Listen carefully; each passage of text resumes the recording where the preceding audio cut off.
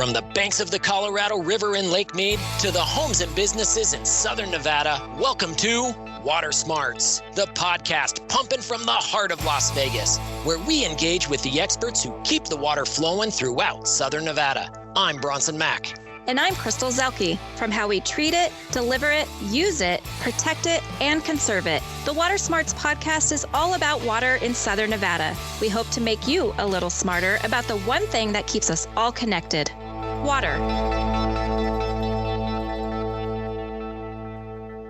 Crystal, how you doing today? I'm good, Bronson. It's summertime. Kids are out of school. I'm happy about that for about 3 weeks, and then I'm going to be ready to set it back. That's the way it goes, right? Summer is great, but then you're like, okay, let's get you kids back in school.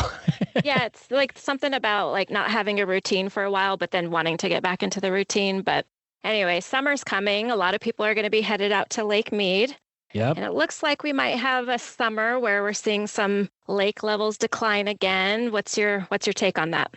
Yeah, you are absolutely right. You know, the Bureau of Reclamation recently updated their projections for the inflows into Lake Powell, which is just a little further upstream from Lake Mead. But that really is representative of what the runoff is from the snowpack from this past winter. And while the snowpack was a little bit below average, the runoff this year is actually going to be 55% of average.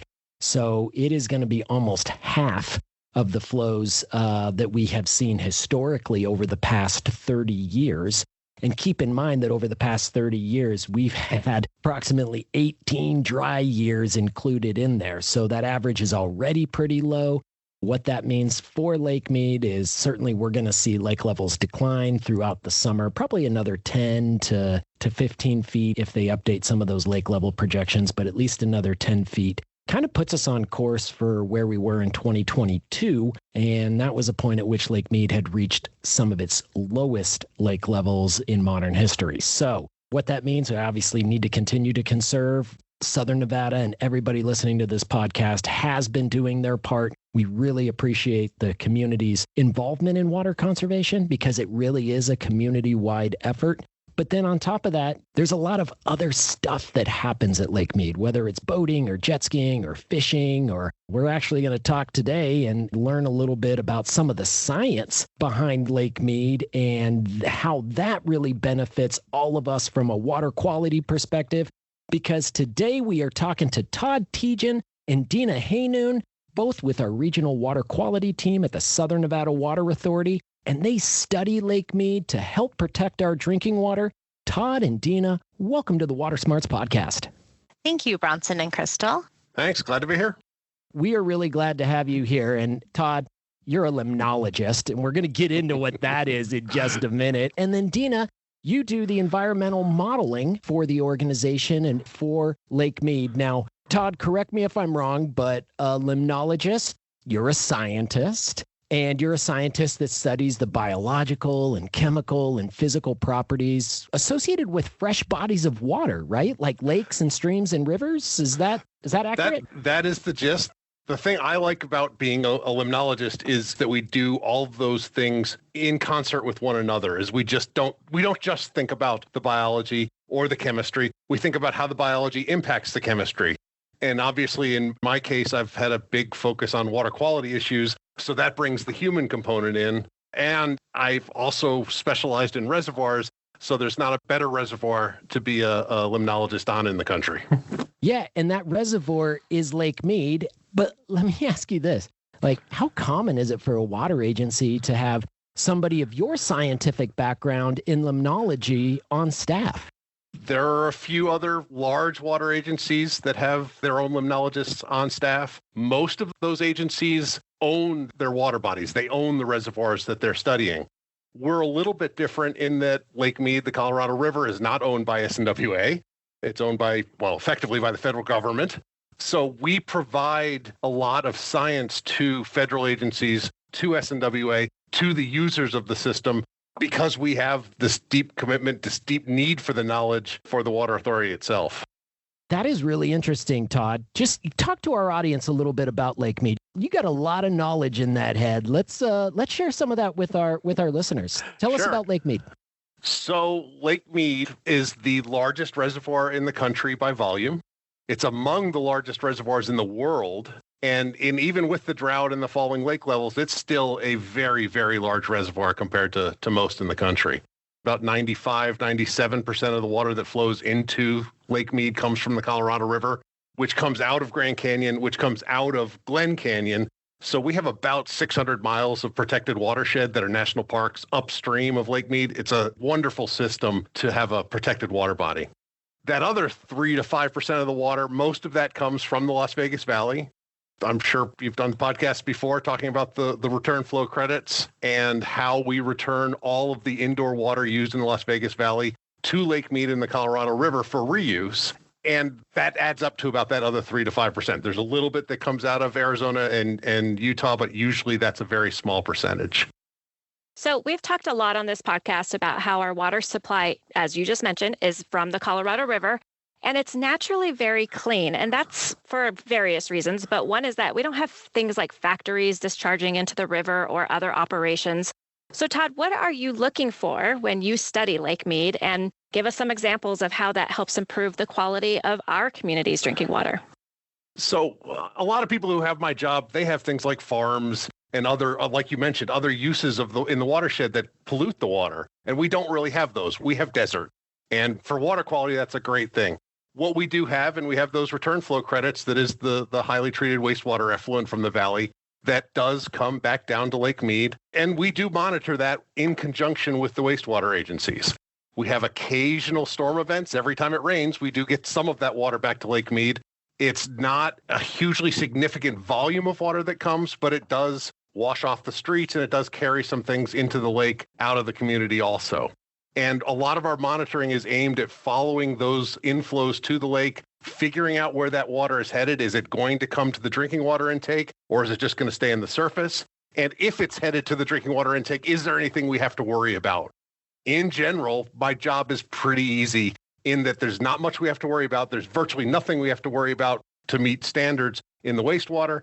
And most of those storm events stay in the top waters of the lake and then mix before it would ever reach our drinking water intake. For example, we've had some storm events that happen in the valley where we could trace that storm water as it went down the Las Vegas Wash and entered Lake Mead, and then looking at different parameters in the water column. Turbidity is a big one. This is how cloudy the water looks. We can follow that plume of water from the Las Vegas Wash as it moves through the lake, usually traveling 100 plus feet above our drinking water intake and dispersing across the entire lake so that we don't usually see any impacts.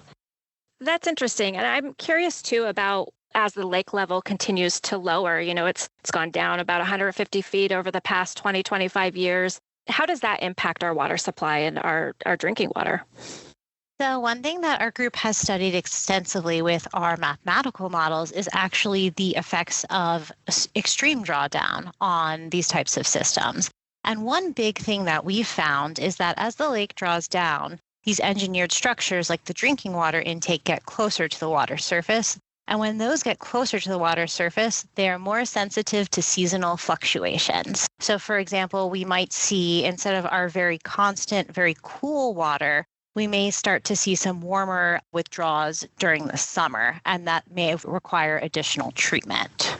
Even with seasonal fluctuations and changing in the lake level, SNWA made some considerable investment in intake number 3 and the low lake level pumping station, but especially that intake that is now at the bottom of Lake Mead.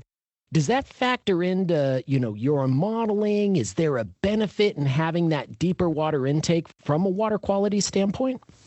Absolutely, Bronson. I think that looking at these deep intakes really does give us a lot of leeway to protect our intake up until we have very extreme drawdown.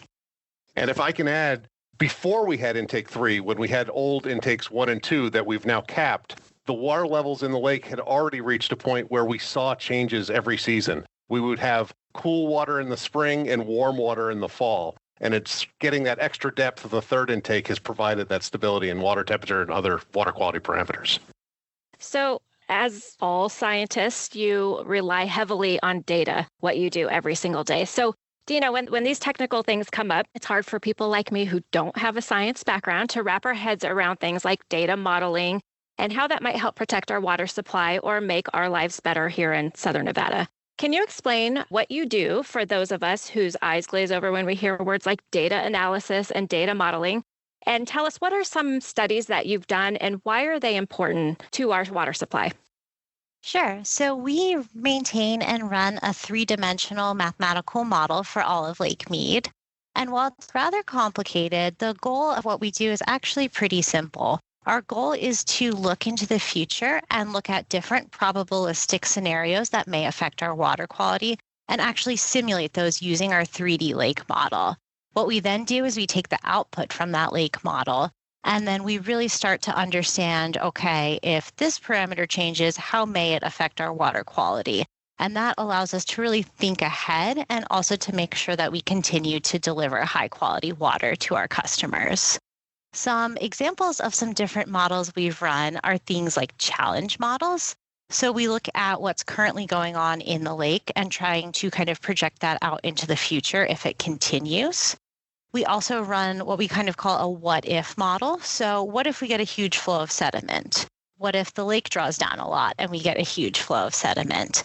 Also, we could ask what would happen if we got a huge amount of storm water into the lake, or what would happen if our upstream water quality changed. So we look at all of these and we kind of come up with a worst case scenario for what could happen with water quality in Lake Mead.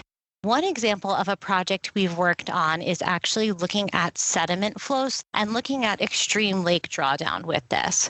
So our question here was, if the lake continues to draw down and we get a big upstream flow of sediment, can our treatment facilities handle this?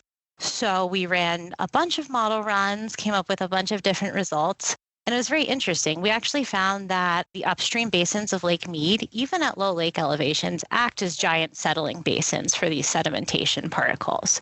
What we're really looking at is not expecting to see these high turbidity events in the future. Even if we see pretty turbid inflows from the Colorado River, we have a lot of space for that to settle out before it hits our drinking water intake. And that was really impactful because we're thinking, okay, do we need to spend a lot of money to add sedimentation to our treatment facilities? And this study showed that, no, that's really not necessary, right? That's something that with existing infrastructure we can deal with. Well, so that's a direct benefit to ratepayers and, what the water rates are, because you're not having to make considerable investment in new treatment technologies for like the sediment example that you provided there. That's really impressive. And it sounds to me like you're looking at all of these different factors, all of these different variables that can affect water quality or potentially change water quality. And the analysis that you're doing with the modeling activity, that is then helping to answer those questions in advance. It's kind of like, my dad used to say that prior planning and proper preparation prevents poor performance. And it sounds to me like that's a lot of what we're doing here is we're doing a lot of planning and anticipating so that we can ensure that our treatment facilities and our delivery of high quality water, that performance continues to be positive. Does that kind of sum up a bit of the effort we're doing here? I think that's a great summary. We're trying to really take what we know and what we think could happen in the future and look at how that may impact us down the line. And whether that's sticking with our existing infrastructure or looking at changes to infrastructure, that's something that we are really interested in. So that's a big benefit to obviously the water authority as an agency, to the community and protecting their drinking water over the long term. Deena, is there anybody else that benefits from this data, or is it really just SNWA? So one of the things I really love about working here is that we work collaboratively with a whole bunch of different agencies and stakeholders. One of our group's goals is to really strive to be the experts on water quality and future projections for the Colorado River Basin. We really work with these collaborative partners. We always tell them if they have ideas for things they'd like to see modeled, please come talk to us. And it just creates a really interesting environment. For instance, we worked closely with the Bureau of Reclamation to identify scenarios under which the water temperatures coming into Hoover Dam may be too high for some of their infrastructure. So we used a series of three-dimensional models as well as our statistical models to try to project these conditions. And this really helps Reclamation because it helps them understand the drivers behind these adverse impacts. For example, if we're going to see a lot of warming in the summer and we're going to be pulling a lot of water through the upper intake, they could potentially end up in this scenario where the water is a little bit warmer than they can handle. So then they could think about possibly just using the lower outlet or some other types of solutions. But it really gives them options and it gives them an idea of what could be causing these problems in the future. And that's informing them as they're moving water through the dam, the Bureau of Reclamation moving water through the dam, through the turbines, and generating electricity as they are then releasing water to downstream water users in Arizona, California, and Mexico, correct? Correct. And, all this research that you and SNWA are doing also helps our Colorado River partners, especially because there are so many of us that share this river, and what happens upstream can also affect those of us downstream. So as you are talking about, this cooperation goes a long way in fostering positive working relationships. Deena, are there any other technology advancements that might make your studies in the lake and the models you're running even more useful? What's the future for you and your modeling efforts? So we've mostly up to this point talked about our three-dimensional lake model, but our group also does a lot of statistical modeling, including machine learning. For this type of modeling, we're really, really fortunate to have so much data on the lake. We have over 20 years of high-quality data collected at all different sites and all different types of parameters. So to study this, our group has started incorporating machine learning into our modeling efforts. And machine learning, it sounds very scary and very intimidating, but it's a great tool for instances like this, when you have a lot of data and you want to comb through it and you want to see what the relationships between the different parameters are. And something like machine learning can process lots and lots of data in a couple minutes, and it can really pull out relationships that even maybe a person with a lot of experience in limnology may not pick up. So it can look at all these data points at once and give us some information on what's happened in our lake and how that's correlated. But also it can help us create models that look and project the future as well. So just as a final question, obviously Lake Mead is in our backyard, but it's not all ours. I mean, we share this lake and there's other municipalities like the folks in Los Angeles and Southern California and our neighbors in Arizona that are using this water supply. Just give us a little bit of sense of what is that collaboration like with these other water utilities or even with, environmental groups? Talk to us a little bit about some of that collaboration.